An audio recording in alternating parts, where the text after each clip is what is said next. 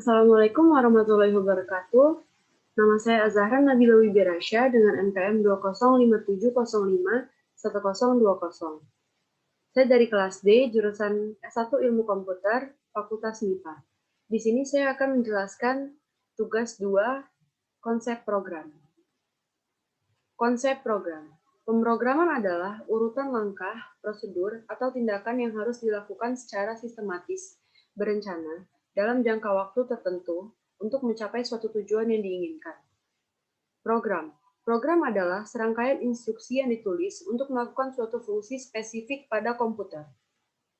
Bahasa pemrograman. Bahasa pemrograman adalah suatu himpunan dari aturan sintak dan semantik yang dipakai untuk mendefinisikan program pada komputer. Basis data. Basis data adalah sekumpulan tabel-tabel yang berisi data dan merupakan kumpulan dari field atau kolom dan suatu sistem aplikasi yang digunakan untuk menyimpan, mengelola, dan menampilkan data. Eksekusi program. Yang pertama, preprosesor.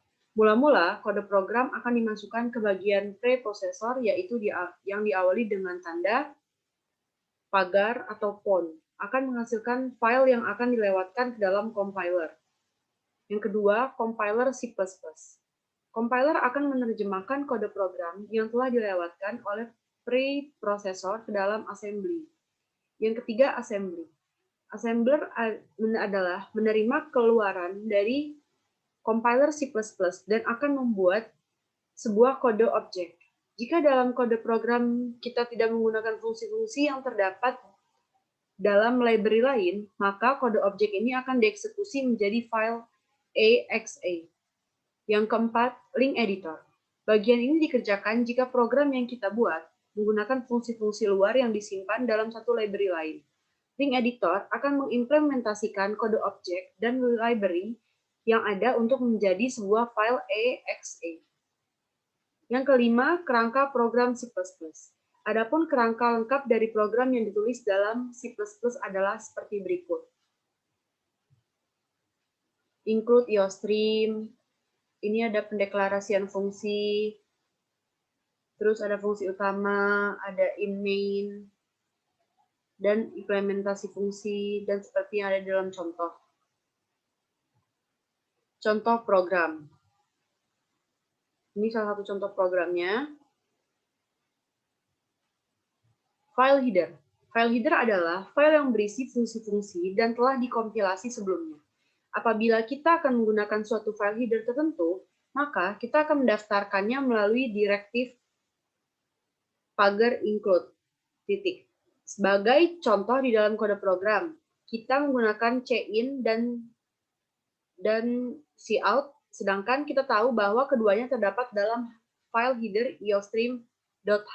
Maka kita melakukan pendaftaran dalam program dengan sintaks berikut: include iostream.h. Operasi set instruksi. Set instruksi atau instruction set adalah sekumpulan lengkap instruksi yang dapat dimengerti oleh sebuah CPU. Set instruksi sering juga disebut sebagai bahasa mesin, machine code, karena aslinya juga berbentuk biner, kemudian dimengerti sebagai bahasa assembly. Untuk konsumsi manusia atau programmer, biasanya digunakan representasi yang lebih mudah dimengerti oleh manusia. Jenis-jenis operasi set instruksi. Yang pertama, data processing, arithmetic, dan logic instruction. Adalah jenis pemrosesan yang dapat mengubah data menjadi informasi atau pengetahuan. Pemrosesan data ini sering menggunakan komputer, sehingga bisa berjalan secara otomatis. Setelah diolah, data ini biasanya mempunyai nilai yang informatif. Jika dinyatakan dan dikemas secara terorganisir dan rapi, maka istilah pemrosesan data sering dikatakan sebagai sistem informasi.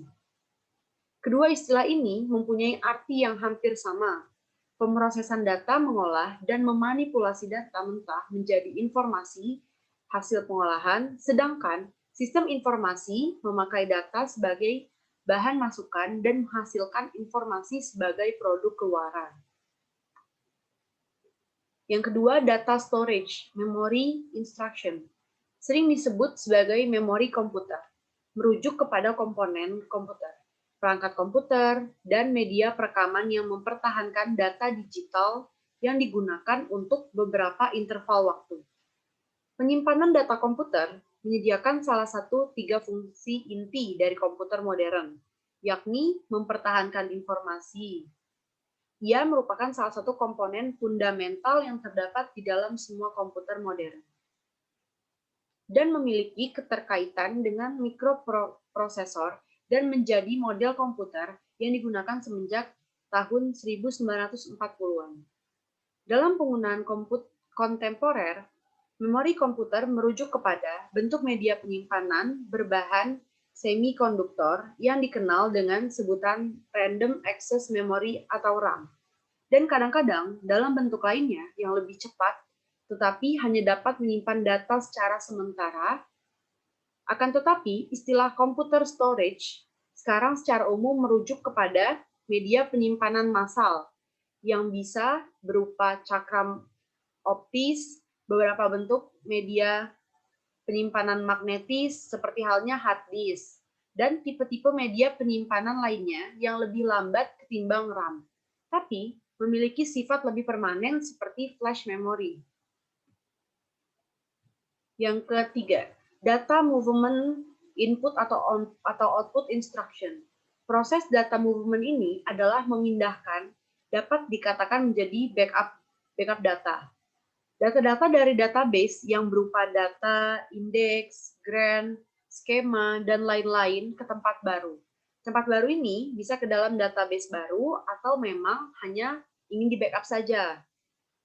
Data movement terdiri dari 2 bagian besar, yaitu load dan upload. Load dan upload difokuskan untuk memindahkan data yang berupa indeks atau data itu sendiri alias isi dari database tersebut.